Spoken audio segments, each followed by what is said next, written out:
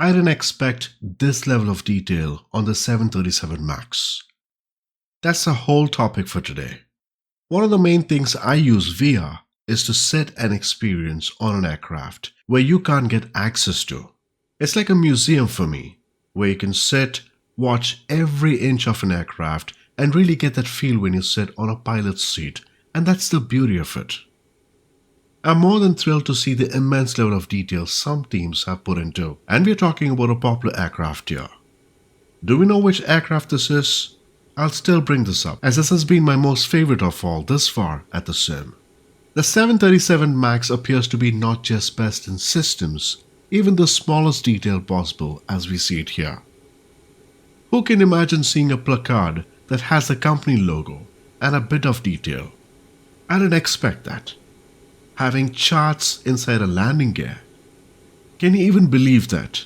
And look at the detail here. These labels typically contain essential technical or maintenance information about a landing gear. Yes, we can have all these details in a manual. I'm telling you, the video looks great, but when you wear this VR headset, it's even better. Even the tires look great, and this is expected on tires at this time. But on a placard with the Boeing company clearly written, that is something else.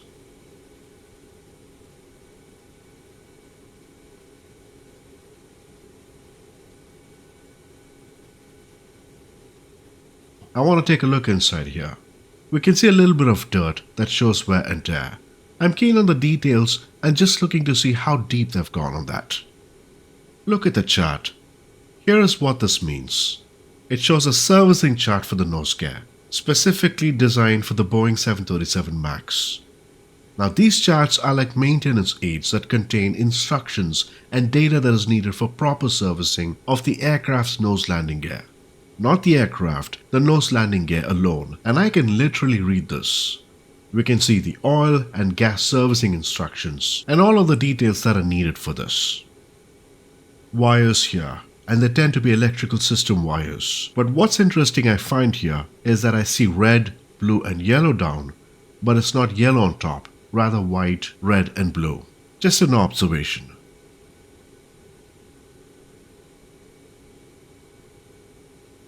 Curious to see other places, and look at the lighting effect, and observe the way the wing lights are emitting. Very naturally done and ridiculously well done. Another observation is the beacon light and how bright it is. Gonna show you a bit more in a little bit, but this looks great from this point. With this in-depth manner of design, I was hoping that the light would blind me, but I guess that was too much asking, I would imagine. Didn't feel so much on the engine side yet. It looked like any other model, but I might be wrong here.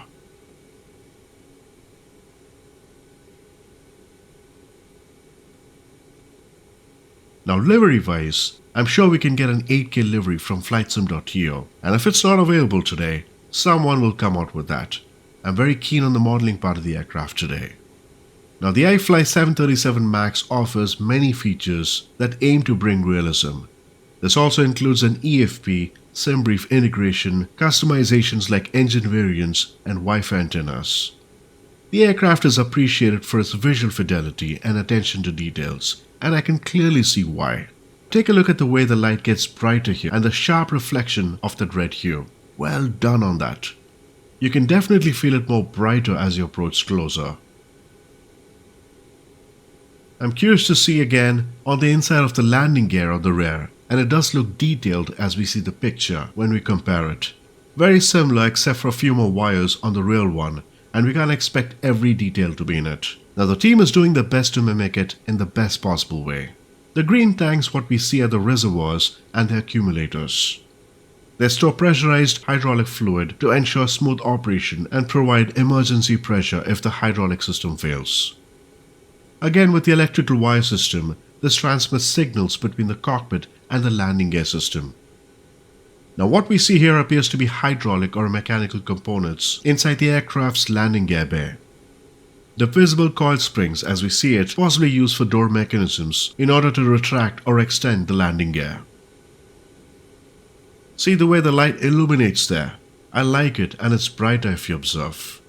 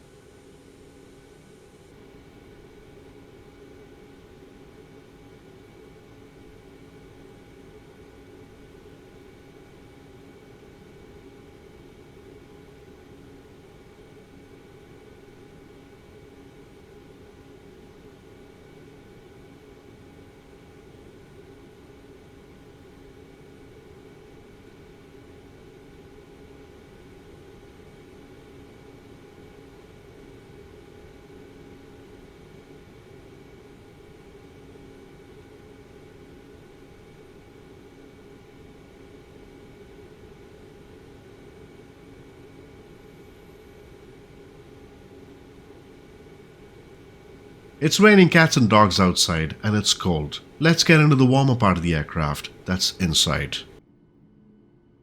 An honest thought here. As soon as I came to this spot on my VR headset, it really felt like I was in an aircraft, and I think I felt this close only with this model. It's a scary thought, yes. I don't believe the way the modeling has been done here. Very precise. Now at this point the image looks a bit grainy sometimes, but it was crystal clear on the headset. Not sure really why it was recorded this way.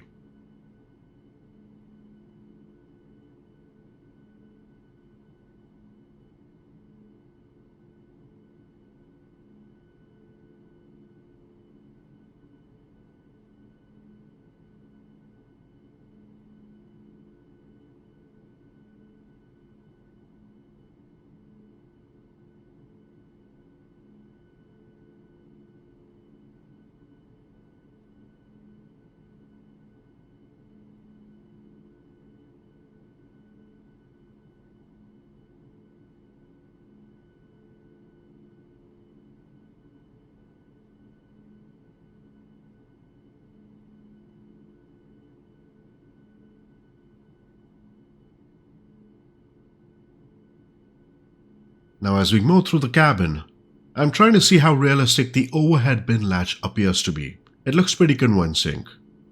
Now while I sit in one of the seats here, the fan while I observed didn't look 100%. I mean, when you see pretty much everything that looks so real, it makes it easy to identify something that isn't 100%.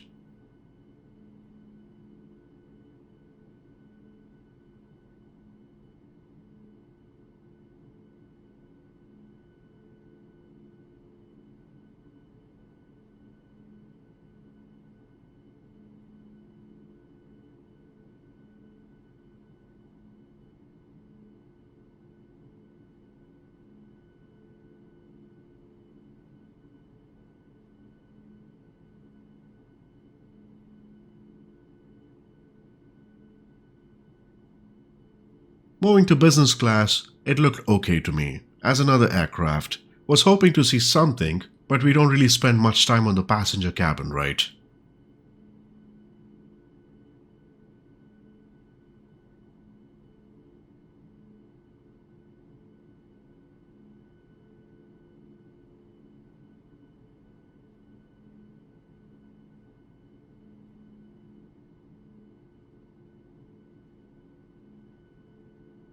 Let's look at the cockpit, and I can't imagine how more detailed this can be when the rest of the aircraft we saw was 100%. I see the manual stored at the bottom.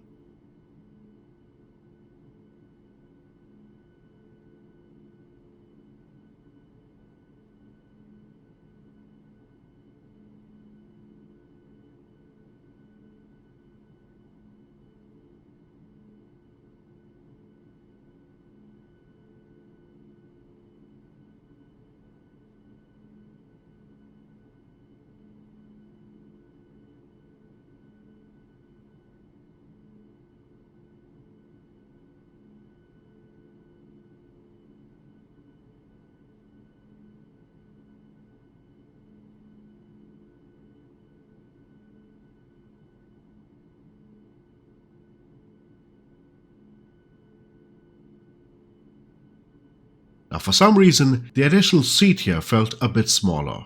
Not sure why, but it did appear smaller. But overall the cockpit looks fantastic. Phenomenal rather. I think it really welcomes you to sit there and start the engines. That's how defined it is. The overhead panel with all the switches, the PFTs and MFTs, instruments, yoke and the main controls look convincing to me. Not just the switches and buttons, wear and tear can be seen everywhere, and none of it is grainy when you see it through the headset.